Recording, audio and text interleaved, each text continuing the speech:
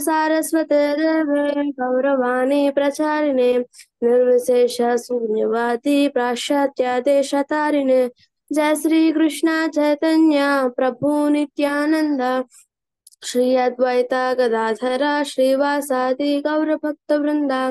हरे कृष्णा कृष्ण कृष्णा हरे हरे, हरे राम राम राम हरे हरे। जय श्री कृष्ण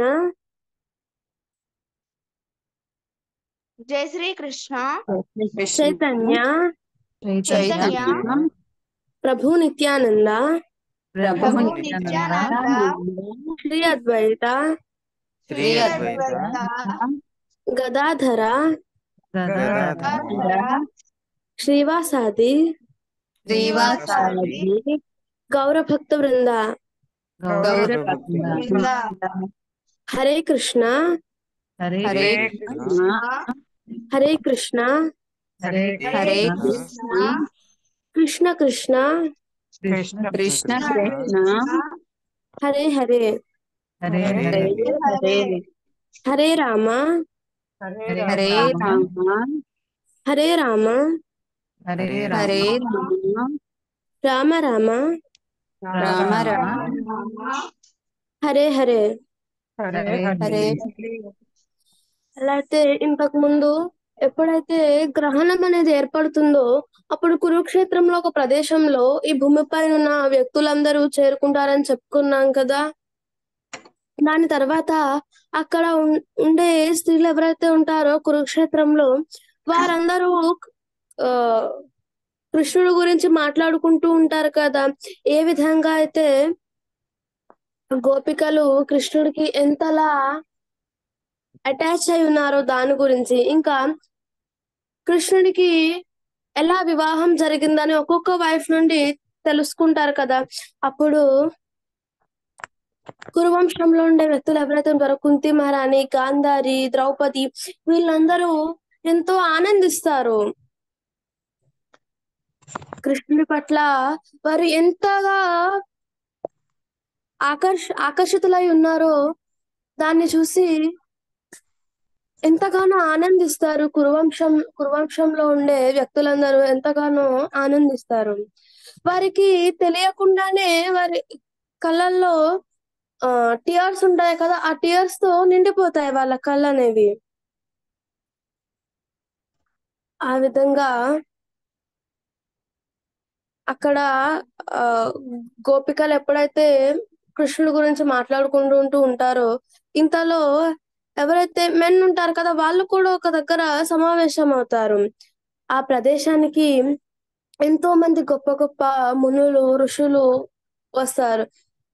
వ్యాసముని, నారదముని, దేవలుడు, అసితుడు, విశ్వామిత్ర ఇలా ఎంతో మంది గొప్ప గొప్ప మహర్షులందరూ ఆ ప్రదేశానికి వస్తారు। వాళ్ళందరూ రావడానికి కారణం ఏంటంటే కృష్ణ బలరాముణ్ణి చూడడానికే। ఎంతో గొప్ప మునులని చెప్పబడే వారందరూ ఆతృతగా ఎదురు చూస్తూ ఉంటారు కృష్ణ బలరాముల్ని ఏ విధంగా సేవ చేయొచ్చు, వాళ్ళకి ఎలా ఆనందాన్ని కలిగించవచ్చు అని వారు ఎదురు చూస్తూ ఉంటారు।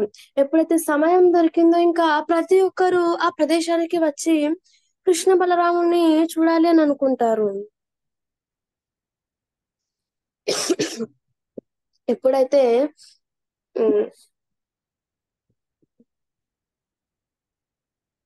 అందరూ ఆ ప్రదేశానికి చేరుకుంటారో ఆ ఋషులందరూ ఎప్పుడైతే ఆ ప్రదేశానికి వస్తారో యుధిష్ఠిర మహారాజు, పాండవులు ఇంకా కృష్ణ బలరాములు వెంటనే వాళ్ళ ఆసనాలు ఉంటాయి కదా దానిపై నుండి లేచి వారికి దండవత్ ప్రణాం చేసి రెస్పెక్ట్ ని చూపిస్తారు। హరే కృష్ణ మాతాజీ, మీ వాయిస్ బ్రేకింగ్ అవుతుంది। హరే కృష్ణ, ఇప్పుడు ఓకేనా? లేదు అందరికీ బ్రేక్ అవుతుందా? లేదు మాతాజీ। అదే ప్రభు మీ దగ్గర నుండి చూడండి, కనెక్షన్ వీక్ గా ఉందేమో। ఓకే మాతాజీ। దాని తర్వాత ఆ మహర్షులందరూ ఉంటారు కదా వాళ్ళకి కాళ్ళు కడగడానికి కావలసిన సౌకర్యాన్ని అందిస్తారు. తర్వాత తినడానికి కావలసిన పదార్థాన్ని మంచి సువాసన వెదజల్లే పువ్వులతో మాల తయారు చేసి దానిని అర్పిస్తారు. చందనాన్ని ఇస్తారు. ఈ విధంగా కృష్ణ బలరాములు ఇంకా పాండవులు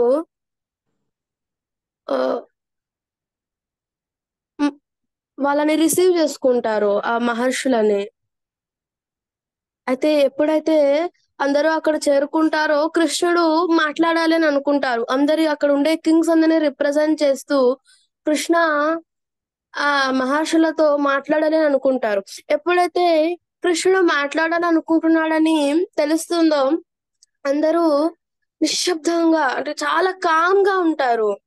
వారందరూ ఆతృతగా ఉంటారు. కృష్ణుడు ఏం మాట్లాడతాడు వినాలని అందరూ ఎదురు చూస్తూ ఉంటారు. కృష్ణుడు మాట్లాడటం మొదలు పెడతాడు. ఈరోజు మా మా అందరి జీవితాలు పరిపూర్ణమయ్యాయి. మేము ఏదైతే కోరుకుంటున్నామో ఇప్పుడు అది జరుగుతుంది అని కృష్ణుడు చెప్తుంటాడు. ఎందుకు అలా మాట్లాడుతున్నాడంటే కృష్ణ భక్తులు ఎవరైతే ఉంటారో ఆ మహర్షులందరూ ఎవరు అంటే కృష్ణుడు యొక్క గొప్ప భక్తులు. వారి యొక్క సాంగత్యాన్ని స్వీకరిస్తే కృష్ణుడు ఆనందిస్తాడు. భక్తులను ఎప్పుడైతే మనం సాటిస్ఫై చేస్తామో కృష్ణ ఆటోమేటిక్ గా సాటిస్ఫై అవుతాడు.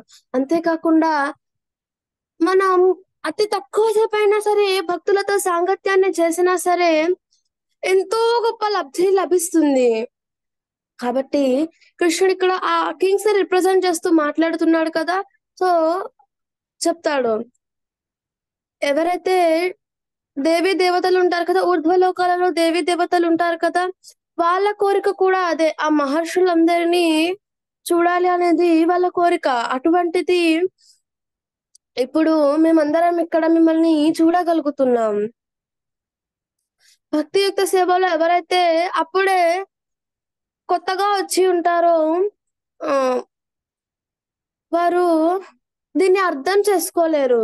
భక్తుల యొక్క గొప్పదనాన్ని ప్రాశస్త్యాన్ని వారు అర్థం చేసుకోలేరు.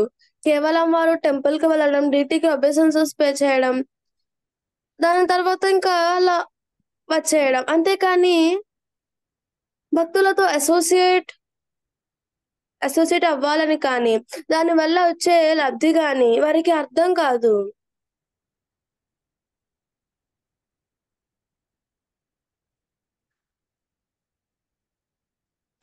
పుణ్యస్థానానికి వెళ్ళడానికి కూడా కారణం ఏంటి అంటే మహాత్ములు ఎవరైతే ఉంటారో ఆ ప్రదేశంలో వాళ్ళ సాంగత్యాన్ని స్వీకరించడానికే. కానీ అందరూ అర్థం చేసుకోలేరు. పుణ్యస్థానానికి వెళ్ళి అక్కడ ఆ పుణ్య నదులలో స్నానం చేసి ఆ ప్రదేశాన్ని చూసి తిరిగి వచ్చేయడం వల్ల ఎటువంటి ఉపయోగం ఉండదు. ఎప్పుడైతే అక్కడ ఉండే గొప్ప భక్తులు ఉంటారు కదా, వాళ్ళ సాంగత్యాన్ని స్వీకరించడం అంటే వాళ్ళ దగ్గర నుండి కృష్ణుడు గురించిన వివరణను తెలుసుకోవడం, అప్పుడే మన ఆధ్యాత్మిక పురోభివృద్ధి జరుగుతుంది. కేవలం పుణ్యనదులలో స్నానం చేయడం వల్ల లబ్ధి ఉండదు. దాని తర్వాత కృష్ణుడు ఇంకా అక్కడ ఉండే మహర్షులు ఎవరైతే ఉంటారో వారిని గ్లోరిఫై చేస్తూ ఉంటాడు.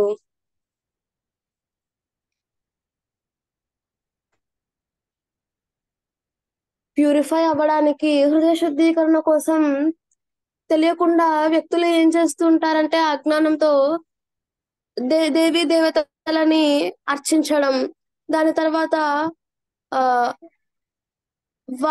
వారే భగవంతుడు అని ఆరాధన ఏదైతే ఉంటుందో అది పూర్తిగా తప్పు.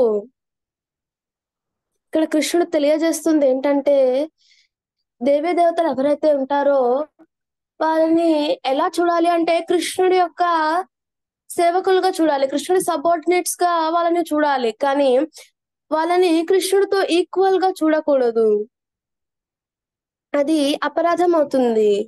భౌతికమైన కోరికలు కోరుకోవడానికి దేవీ దేవతలని అర్చిస్తారు కదా, అది సరైన పద్ధతి కాదు. ఒకవేళ ఇంద్రియ తృప్తినే కావాలని కోరుకున్నా సరే దాన్ని కూడా కృష్ణుడికే కోరుకోవాలి. అసలు నిజానికి ఇంద్రియ తృప్తి అనేది సరైనది కాదు. అది మనకి ఎప్పుడు అర్థమవుతుంది అంటే, నేను ఈ శరీరం కాదు, నేను అంటే ఎవరు అంటే జీవాత్మ అని ఎప్పుడైతే అర్థం చేసుకుంటామో, ఈ మాయచే కప్పబడి ఉంది కదా, ఏదైతే ఇప్పుడు మన మాయ ప్రభావం చే ఈ శరీరంతో మనల్ని మనం గుర్తించుకుంటున్నాం. మాయాదేవి యొక్క బంధనాల నుండి బయటపడాలి అంటే మార్గం ఏంటంటే భక్తుల యొక్క సాంగత్యాన్ని స్వీకరించాలి. అటువంటి భక్తులు ఇప్పుడు వారందరూ ఈ ప్రదేశంలో ఒకే దగ్గర గొప్ప గొప్ప ఋషులు మహర్షులు అందరూ ఉన్నారు కదా, వారందరి సాంగత్యాన్ని ఏకకాలంలో స్వీకరించగలుగుతున్నాం. ఇంతకంటే గొప్ప వరం ఇంకేది ఉండదు అని కృష్ణుడు ఆ మహర్షులతో మాట్లాడుతూ ఉంటాడు.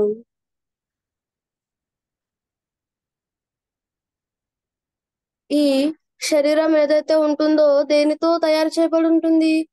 కఫం, వాత, పిత్తం అని ఈ 3 పదార్థాలచే ఈ శరీరం అనేది తయారు చేయబడి ఉంటుంది. అటువంటి శరీరాన్నే తానుగా భావిస్తూ తన యొక్క ఫ్యామిలీ ఎవరైతే ఉంటారో, రిలేటివ్స్ వీళ్ళందరూ ఉంటారు కదా, తన వారు అని భావిస్తూ, ఇంకా భౌతికమైన వస్తువులు ఏవైతే ఉంటాయో అవి పూజనీయమైనవి అని భావించే వ్యక్తులు, పుణ్యక్షేత్రాలని కేవలం స్నానం చేయడానికి వెళ్ళి వచ్చేసేవారు. వీరందరినీ దేనితో పోల్చుతారు అంటే, ఒక గాడిద ఉంటుంది కదా, గాడిదతో శాస్త్రాల్లో పోల్చబడి ఉంది. మనం ఏ పని చేసినా సరే కృష్ణుడిని కేంద్ర బిందువుగా చేసి మాత్రమే ప్రతి పనిని చేయాలి.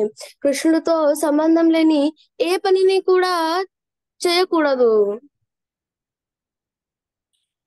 అలా ఎప్పుడైతే కృష్ణుడు మాట్లాడుతూ ఉంటాడో అక్కడ ఉండే వ్యక్తులందరూ చాలా సైలెంట్ గా ఉంటూ కృష్ణుడు ఇంకా ఇంకా ఏం చెప్తాడు అని వినడానికి ఆతృతగా ఉంటారు.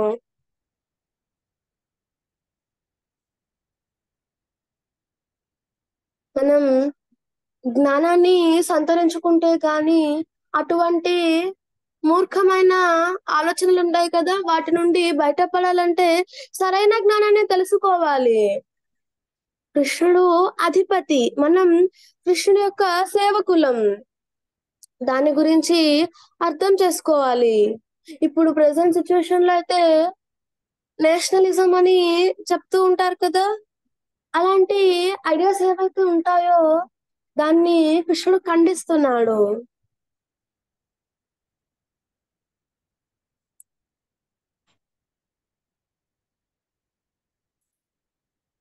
కృష్ణుడు అలా మాట్లాడేటప్పటికీ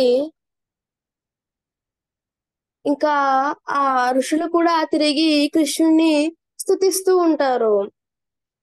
కృష్ణ, నువ్వు దేవాది దేవుడవు, మా అందరికీ ముక్తిని ప్రసాదించడం కోసం, ఇంకా నువ్వు లీలలని చేయడం కోసం ఈ భూమిపైకి అవతరించావు. నీ భక్తుల కోసమే నువ్వు ఈ భూమిపైకి వచ్చావు. నువ్వు దేవాది దేవుడవి అన్ని నీ గురించి తెలిసినా సరే ఇంకా మేము మాయా బంధనాలకి లోబడి ఉన్నాం. మాయని జయించలేకపోతున్నాం. నీ ఎక్స్టర్నల్ ఎనర్జీ ఏదైతే ఉందో దాన్ని జయించడానికి కావలసిన శక్తిని ఇవ్వు అని ప్రార్థిస్తున్నారు. నీ భక్తుల కోసం నువ్వు ఎన్నెన్నో రూపాలను ధరించి ఈ భూమిపైకి వస్తావని తెలియజేస్తారు. ప్రతి ఒక్కరి హృదయాలలో పరమాత్మలో రూపంలో కృష్ణుడు ఉన్నాడు. ఆ పరమాత్మ రూపాన్ని అర్థం చేసుకోకుండా మనుషులు నిందిస్తూ ఉంటారు.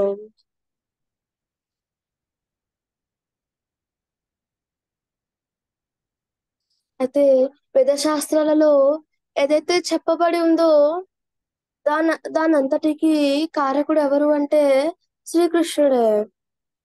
వేద వేదాలంటే ఏంటి? కృష్ణుడు ఏదైతే చెప్పాడో అది ఉమ్, వేదాలంటే కృష్ణుడే దాన్ని చెప్పాడు. కాబట్టి మనం వేద శాస్త్రాల్లో ఉన్నది పాటించడానికి ప్రయత్నం చేయాలి. ఈ కలియుగంలో మనం వేదాలలో ఉండే నియమాలను, వాటిలో ఉండే విధానాన్ని పాటించడం చాలా కష్టం. కాబట్టి చైతన్య మహాప్రభు కలియుగంలో ఎంతో కృపతో అవతరించి మనకి సింపుల్ గా కృష్ణ చైతన్యంలో ఏ విధంగా ఉండాలనేది సింప్లిఫై చేశారు. తర్వాత ఆ మెసేజ్ ని ప్రభుపాదుల వారు ఉన్నారు కదా, ఈ ప్రపంచం అంతా దాన్ని స్ప్రెడ్ చేసి ఇంకా ఇది చేశారు. మనకి ఏం చేయాలో ఏం చేయకూడదో తెలియని పరిస్థితుల్లో ఉండేటప్పుడు అసలు మనకి ఎంతగానో హెల్ప్ చేశారు. మొత్తం అంతా 4 నియమాలలో ఇచ్చేస్తారు ప్రభుపాదుల వారు. చేయవలసిన 4, చేయకూడని 4 ప్రిన్సిపల్స్ ఏవైతే ఉన్నాయో దాంతో కృష్ణ చైతన్యాన్ని డిఫైన్ చేసేసారు. అంతా ఈజీగా ఇచ్చినా సరే ఇంకా మనం స్వీకరించకపోతే మనకంటే దురదృష్టవంతులు ఎవ్వరూ ఉండరు. ఈ జన్మ మృత్యు జరా వ్యాధి చక్రం ఏదైతే ఉంటుందో అందులో మనకి ఎక్కడ ఆనందం అనేది ఉండదు. మనం కృష్ణుడితో ఉండకపోతే మనకి ఇంకెక్కడ ఆనందం అనేది ఉండదు. అది టెంపరీగా మనకి ఆనందంలా కనిపించవచ్చు, కానీ అది ఆనందం అయితే కాదు. అటువంటి మనం నిరంతరం ఆనందం కోసమే వెతుకుతుంటూ ఉంటాం కదా, మరి అటువంటి ఆనందమే మనకి లభించేటప్పుడు దాన్ని స్వీకరించటం లేదు. ఈ విధంగా తర్వాత ఆ ఋషులు ఎవరైతే ఉంటారో వారు కూడా కృష్ణుణ్ణి కీర్తిస్తూ ఉంటారు.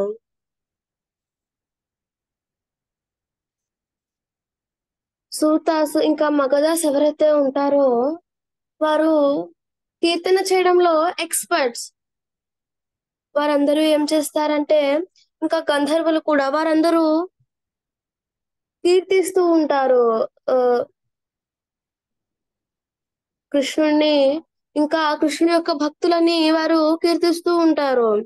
దాని తర్వాత వసుదేవుడు ఎవరైతే ఉంటారో వసుదేవుడు ఎలా ఉంటారంటే వారందరికీ యజ్ఞం చేయమని రిక్వెస్ట్ చేస్తారు వసుదేవుడు. యజ్ఞం అంటే ఏంటి? విష్ణుని సంతృప్తి పరచడానికి చేసేదాన్ని యజ్ఞం అని అంటారు.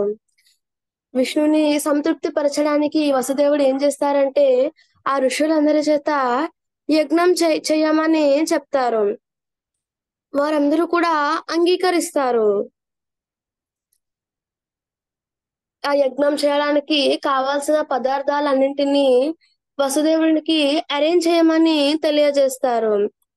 వసుదేవుడు అరేంజ్ చేస్తారు. దాని తర్వాత ఆ యజ్ఞాన్ని కూడా నిర్వహిస్తారు. యజ్ఞం చేయడానికి ఆ పదార్థాలన్నీ చాలా ప్యూర్ గా ఉండాలి. ఇంకా ఆ బ్రాహ్మణుడు ఎవరైతే యజ్ఞాన్ని నిర్వహిస్తారో వారు కూడా ఎంతో పవిత్రమైన వ్యక్తి అయి ఉండాలి. ఇంకా మంత్రోచ్చరణలో కూడా ఎటువంటి దోషం ఉండకూడదు.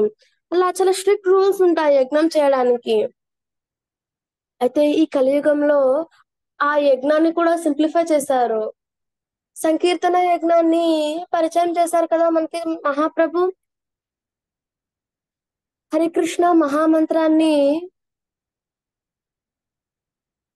108 సార్లు చేస్తే ఒక 1 రౌండ్ అవుతుంది కదా, అటువంటివి 16 రౌండ్స్ చేయాలి డైలీ. అదే సంకీర్తన యజ్ఞం. ఆ యజ్ఞాన్ని మనకి చైతన్య మహాప్రభు తెలియజేశారు. దాని తర్వాత యజ్ఞాన్ని నిర్వహించిన తర్వాత అక్కడ ఎప్పుడైతే ఆ గ్రహణం అనేది ఎండ్ అయిపోతుంది అనేటప్పుడు వారందరూ స్నానాన్ని చేసి ఆ నదిలో స్నానం చేసి తర్వాత అందరూ ఎవరి ప్రదేశానికి వారు వెళ్ళిపోవాలి అని అనుకుంటారు. యదువంశీయులు ఎవరైతే ఉంటారో వారందరూ వారు ఏవైతే తీసుకొని వచ్చారో దాన్ని బృందావనం నుండి వారు ఏం తీసుకొచ్చారో దాన్ని నందమహారాజ్కి ప్రజెంట్ చేస్తారు. నందమహారాజు యదువంశాన్ని రిప్రజెంట్ చేస్తూ దాన్ని కురువంశానికి అందిస్తారు. దాని తర్వాత ద్వారకా రాణులు వీళ్ళందరూ ఎవరైతే ఉంటారో వారందరూ తిరిగి ద్వారకాకి వెళ్ళాలి అని అనుకుంటారు.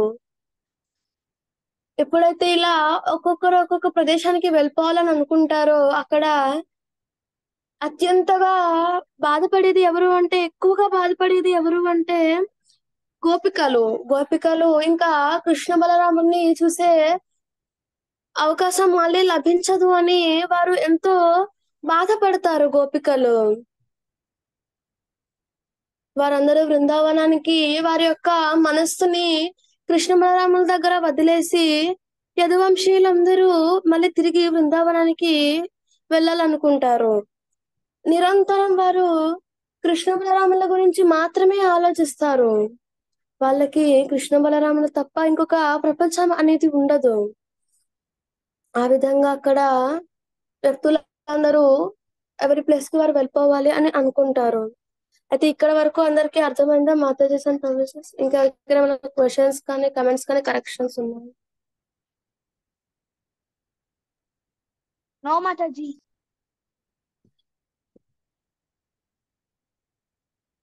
జగద్గురు శ్రీల ప్రభుపాదకి